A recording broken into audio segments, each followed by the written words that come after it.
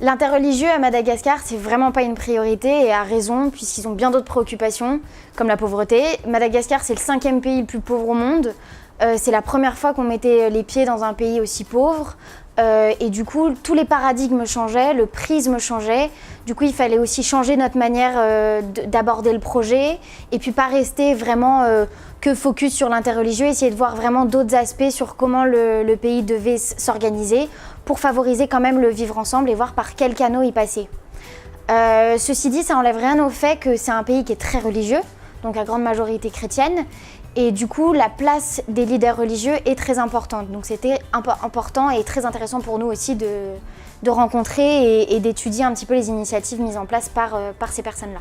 C'est un pays grand qui fait 1,5 fois la France et qui est très riche en diversité de paysages et en diversité ethnique. Dans ce pays, tu peux retrouver des gens avec un faciès asiatique, des gens avec un faciès africain, mais qui sont pour autant tous malgaches et qui sont installés dans ce pays depuis des décennies. Autre chose, c'est que la jeunesse là-bas est active et pour moi, je sens qu'elle en a marre d'être considérée comme le pays le plus pauvre ou l'un des plus pauvres et qu'elle s'active pour améliorer les choses dans son pays. On sent un réel attachement des gens à leur île et on sent une grande lucidité par rapport à la corruption de leur gouvernement qui fait qu'ils ne peuvent pas se développer et avoir une vie, sinon une vie simple, au moins une vie décente et correcte. Et cet attachement, il est un peu contagieux. C'est vrai que Madagascar, c'est un endroit dans lequel on se prend vite d'affection pour les gens, pour les paysages qui sont incroyables, qui sont un mélange entre l'Afrique et l'Asie. C'était vraiment une étape émotionnellement qui était très forte. Comme tout le monde, en fait, j'ai été vraiment étonné par le contraste qu'il y a entre la beauté des paysages, la beauté des personnes, la beauté du cœur de tous ces gens qui sont malgaches et la pauvreté vraiment indescriptible de la population qui gangrène vraiment toute l'île, que ce soit dans les grandes villes, dans les petites villes, dans les campagnes. On n'a pas eu la chance d'aller au sud-sud, mais on nous a raconté que c'était vraiment l'horreur. Et en fait, cette île, ce pays qui est en train de se faire grignoter par les innombrables investissements étrangers, moi ça m'a vraiment attristé. Du coup, je repars de ce pays avec plein de belles images dans les yeux, mais avec un fond de tristesse en me disant, bah voilà, ces belles images, malheureusement, c'est pas eux qui en profitent et ils sont un peu dans un cercle vicieux. Donc j'espère vraiment que ce qu'on fait, ça va permettre de les mettre à l'honneur et de montrer que dans ces beaux paysages, il y a des belles personnes qui font des belles choses et qui méritent le respect.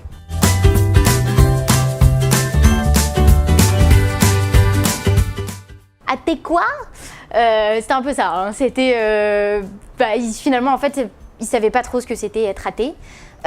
Du coup j'ai eu des conversations très drôles en fait avec des jeunes, plein de jeunes qui me demandaient comment c'était possible. Et alors j'ai eu un échange avec une fille aussi qui était assez marrant où elle me disait bon avant de te connaître je pensais vraiment que les athées pouvaient pas être heureux et que vivre sans Dieu c'était être condamné en fait à avoir quelque chose qui manquait à sa vie et pas trouver de sens surtout à sa vie.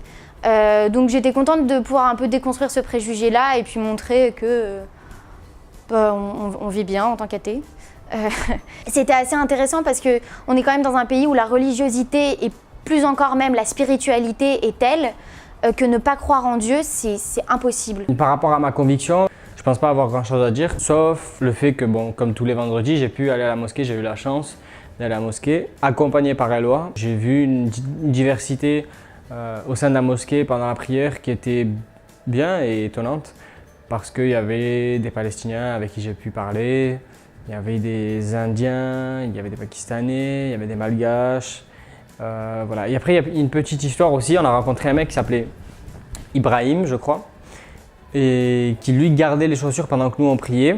Parce que là-bas, il y a beaucoup de vols. En sortant de la mosquée, je lui ai donné un peu d'argent. Plutôt que de la donner à la mosquée, j'ai préféré la lui donner à lui, qui paraissait être dans le besoin. Et il est directement en sortant, il a donné tout ce que je lui ai donné, et même plus à des enfants qui mangeaient devant la mosquée. Ça m'a marqué parce qu'il avait l'air d'en avoir besoin de cet argent et il a tout donné. Après, il nous a accompagnés dans sa maison. Enfin, sa maison, c'était plutôt une cabane en bois dans laquelle il vivait la journée parce qu'il y vendait des beignets. Et il avait toute sa famille dedans, c'était un truc qui allait tomber en ruine, qui allait leur tomber dessus. Et il y avait donc toute sa famille, lui il était donc musulman reconverti en fait. Sa mère et son père étaient anglicans, son grand-père était athée, Sa tante était catholique et il y avait toutes ces personnes regroupées dans cette petite pièce en bois. C'était étonnant. On peut penser que c'est très très loin du judaïsme et de tout ce qui est lié aux juifs. Et en fait, on a découvert qu'il y avait une communauté de 121 personnes chrétiennes à la base qui se sont découvertes une lignée avec une des 12 tribus perdues d'Israël et qui en fait donc, ont des origines juives et ont fait des démarches pour se convertir et pour pratiquer leur judaïsme, donc avec des rites séfarades, donc les rites d'Afrique du Nord. Donc c'est assez drôle de retrouver ça aussi loin. En tant que catholique français, en tant qu'Élois surtout, moi je me suis vraiment amusé à Madagascar parce qu'il y a énormément de types de cathos, énormément de types de chrétiens. Il y a plusieurs teneurs, plusieurs sensibilités, plusieurs façons de pratiquer. Donc voilà, c'est une vraie découverte. Et ensuite, bon, il y a 2-3 personnes qui sont beaucoup trop chauds pour moi, dont un qui disait « Non mais Jésus, c'est la voie, vous savez, je sais, c'est mon rôle ». Donc voilà, ils ont un peu cette mission de prédication un peu outrancière. Voilà, donc moi je ne suis pas habitué à ça, même si c'était agréable d'avoir des discussions avec ces personnes-là.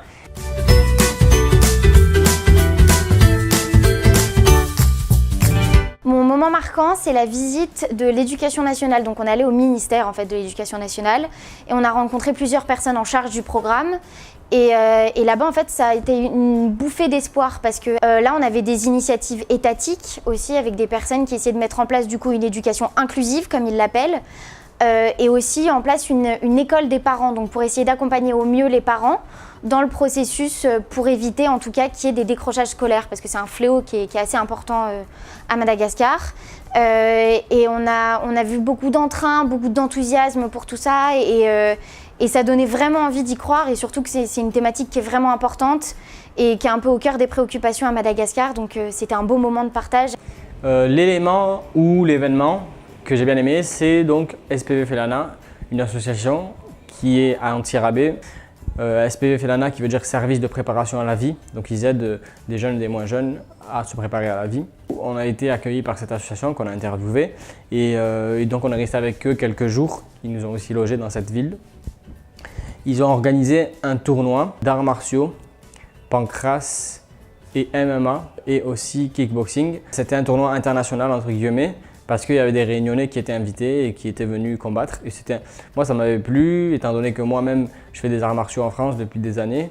Donc j'ai assisté à cet événement et en plus je le couvrais, c'est moi qui prenais en vidéo tous les combats. Pour moi l'élément marquant, je crois que c'est la messe du Père Pedro parce que c'était complètement dingue. On était dans un gymnase où il y avait je pense plus de 7000 personnes et le Père Pedro s'est excusé un moment en disant on est désolé, il n'y a pas beaucoup de monde, c'est les vacances.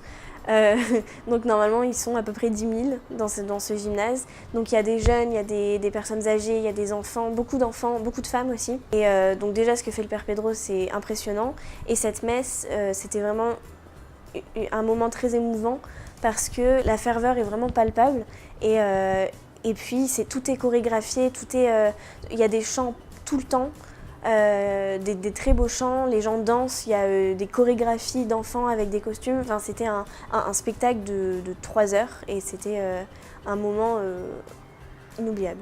L'organisation qui m'a le plus marqué, en fait, c'est la FFKM. Quand on dit FFKM à Madagascar, tout le monde connaît. En fait, c'est l'organisation qui regroupe toutes les églises de l'île. Comme en fait, malheureusement, dans ce pays, ils vont de crise politique en crise politique, les Malgaches ont vraiment l'image des politiciens comme étant tous corrompus et malheureusement souvent ça se vérifie. Donc en fait ils écoutent vraiment les personnes missionnées par les églises, les personnes religieuses.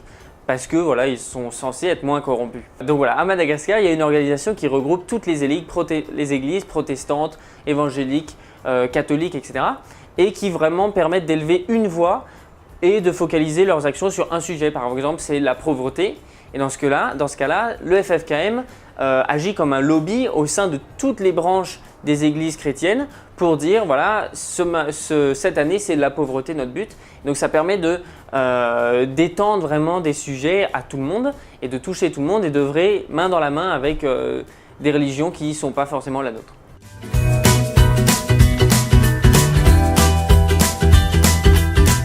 Pour moi, là, ma personne marquante, c'est sans conteste le Père Pedro.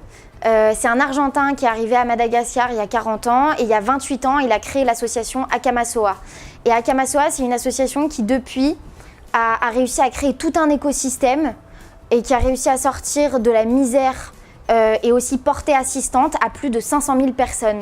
Donc c'est une initiative qui est absolument incroyable. Il a créé un écosystème qui est ouf dans la mesure où ils ont créé donc des maisons, des écoles, des centres de formation pour former les gens pour qu'ils aient ensuite un futur métier et pour vraiment qu'il y ait un roulement qui se fasse et que derrière ils puissent aussi éduquer leurs enfants. Donc ça fait qu'il y a des enfants en fait qui ont grandi dans cette association-là, dans ce contexte-là et qui aujourd'hui en sortent avec un boulot et aussi avec une histoire qui est tellement lourde. On a eu des témoignages incroyables de jeunes filles notamment qui ont des histoires juste poignantes et qu'on n'entendrait jamais ailleurs.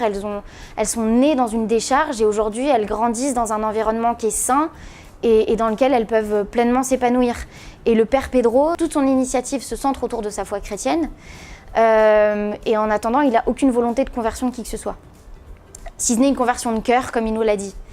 Et à côté de ça aussi, il nous a donné une leçon d'humilité qui était à la fois dure et en même temps assez salvatrice et je pense qu'elle était importante, où il nous a rappelé aussi la chance qu'on avait nous en tant qu'Européens, la force de notre passeport, la force des bénéfices qu'on avait avec un éventail d'opportunités qui s'ouvre à nous tous les jours et qui s'ouvre à nous dans nos études.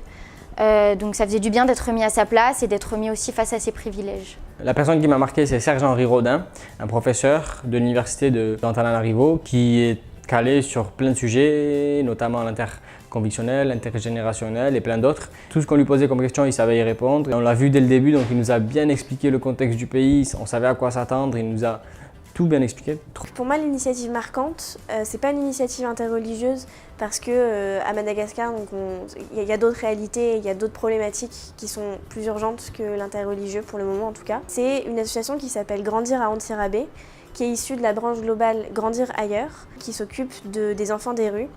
Donc de recenser les enfants des rues, de les approcher, de créer un lien de confiance pour finalement les amener dans le centre d'hébergement pour d'abord les protéger, les faire dormir au chaud et ensuite les aider à se réinsérer dans la société, à reprendre conscience de leur corps, à retrouver des notions d'hygiène et des gestes hygiéniques et les faire manger aussi.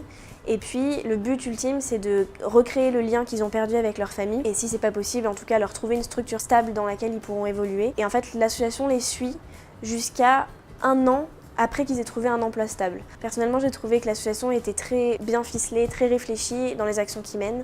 Et on a eu une discussion avec les bénévoles, on a passé une journée avec eux et vraiment, c'est une très belle initiative. Alors moi, ma personne marquante, c'est Andri et tous ses amis, en fait, parce qu'ils fonctionnent vraiment comme une bande de copains. Ils sont 10, ils ont entre 20 et 30 ans. Je vais essayer de ne pas froisser personne. Parce qu'en fait, les Malgaches, ils ont tous l'air hyper jeunes et c'était leur grand jeu d'essayer de nous faire deviner leur âge. Donc voilà, Andri et ses amis, en fait, ils sont groupés autour de leur passion qui est de filmer et de faire des vidéos. Donc ils ont acheté un local pour le transformer en studio télé dans lequel on a même dormi parce qu'on était un peu en galère un soir.